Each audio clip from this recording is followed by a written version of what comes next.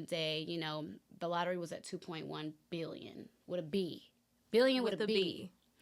Me and Emily are on the way to work on our regular schedule, and I said, let's play the lottery. Let's play it. Mind you, had never played the lottery a day in my life. Really? Never. Okay. Oh my God. I was like, let's do it. When I tell you, I'm on Google looking, what the fuck is a quick pick? Oh, so they picked the numbers for me. Oh, so what the fuck? I'm just looking. She's like, girl, the fuck that shit. Look, we got to go to work. So I was like, well, we'll go ahead and go to work. Because at that point, Diamonds was on the corner of the interstate and there was a Shell gas station right here. Yes, before it burned down. Before it burned down. So we drove to work. She got out. I got out. We went, clocked in. Then I walked over to the Shell. This was probably at like 9 o'clock. You know, they draw at, I think, 11 is when they do the drawing. So I go over.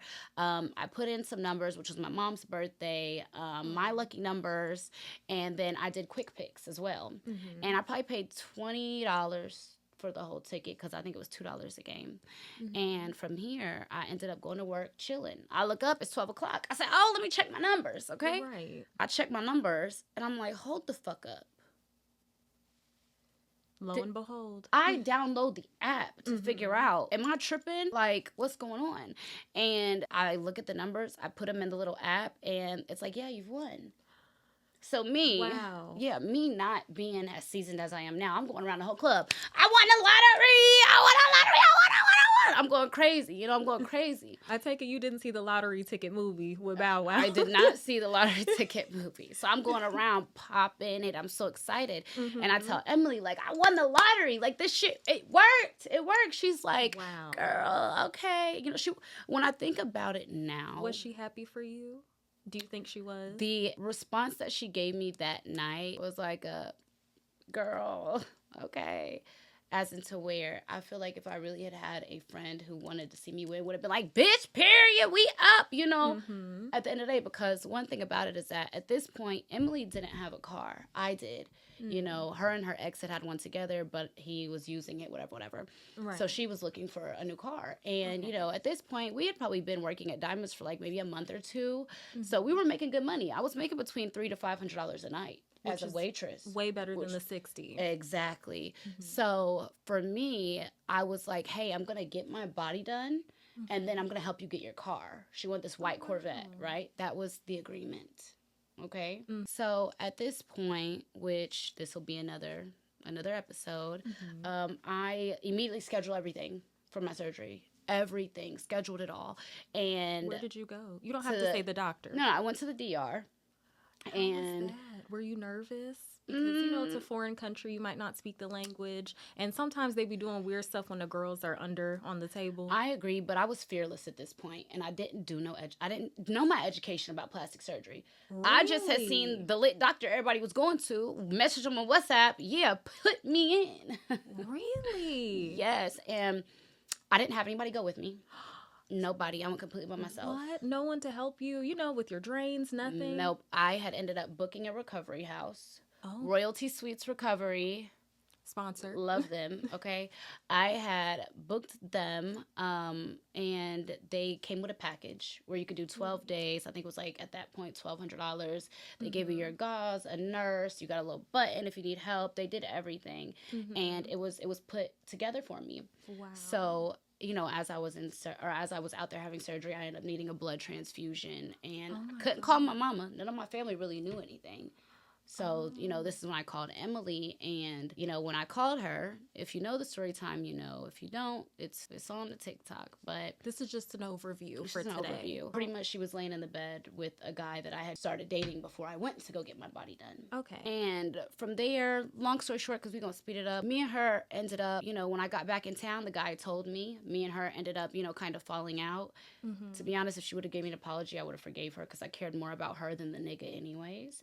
But she didn't do that. It became a real beef. And our families were arguing. It was a bunch of stuff. What did she do? Silence. Yep, silence. Because my thing is like, she knew she was dead ass wrong.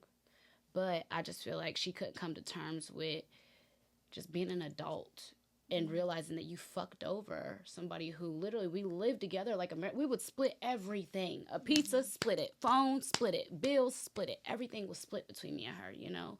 So when she did this, it fucked it up because we were saving so much money living with each other. Right. We were able to hustle and stack because everything was 50-50.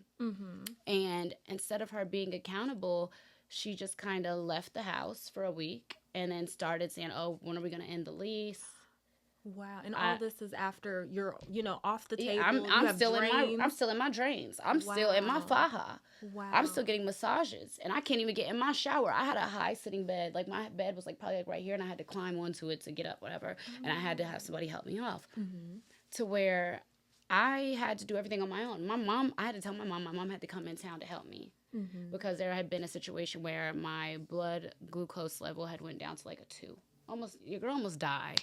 But I've almost died a couple of times. I'll tell y'all a story about a pineapple I choked on, but we'll talk about it later. But me and her separated. And so for me, it was like, you think I'm going to get a Corvette for a bitch that's fucking on the same nigga as me?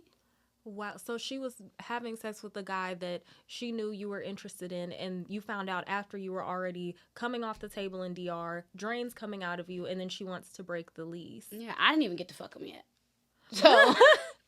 Not that I was ever going to, because he was just too aggressive, you know, and I had expressed that to her.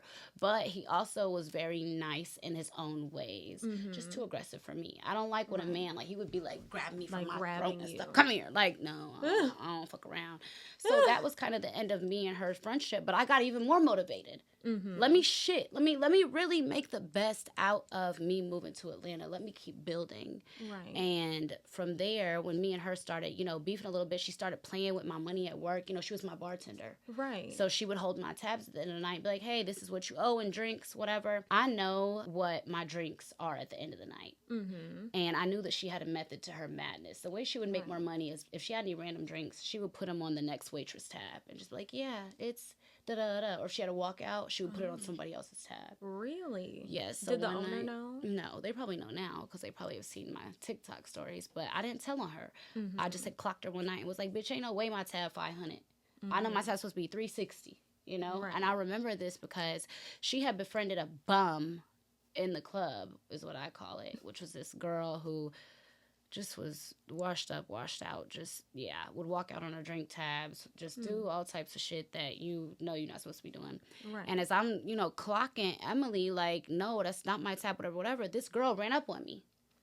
Ran up on you? Still in lipo boards. Really? Still in faja on. Ran up on me, and I passed out. I clicked out. For real. Like, they had to wake me up and, call the ambulance type of situation. Wow. And I was told that Emily literally got in the car with that girl, and they left and went to the after hours, which was called 1 at that point, and continued to party. Wow. So Emily, essentially, ever since you won the lottery, it seems like your friendship started going downhill. Has she ever contacted you since you've done your story time, since you've kind of expressed? Because I did see in one of your videos, you said, if she would have just came to you and apologized, you would have at least been open to speaking to her. And I can tell that it hurts you that this happened, because she was, a close friend that you came here with. Exactly. So she hasn't reached out to me, but even as my supporters went and found her page and stuff like that, she still has our pictures up and shit like that. So I don't know how she feels. One thing about me and Emily's relationship is we know what our relationship was, as to where she never had, the people who are speaking from her family, she never fucked with. Her sister, there's a whole story behind there. She has this cousin that, to be honest, when me and her were friends, she did not fuck with none of them. But they're the ones coming out the woodworks, speaking on situations. Emily is non-confrontational. She's a very, sneaky type of person, is what I would say. Right. She would never confront me because you were dead ass wrong, and all I ever wanted us to do was win, So and I loved her. I loved her for sure. But I can only love somebody so much to where I have to love myself. Yes. way more.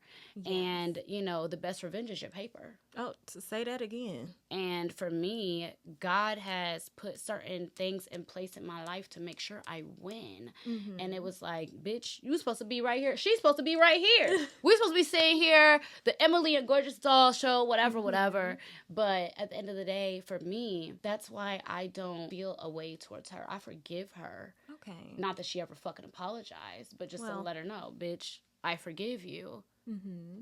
But we wouldn't even have to be talking about this years later now if all she did was be an adult and take accountability, because I did not care about the nigga. Right. It was You know never about the man, it was about the friendship. Exactly. And my thing is that I let you around then and you snaked me then. If you was around for the niggas that I fuck with now. So I'm Gorgeous Doll, and this is Ari, and this is Storytime with Gorgeous Doll. And we're going to check out until our next episode, and we hope to see you guys back. Bye. Bye.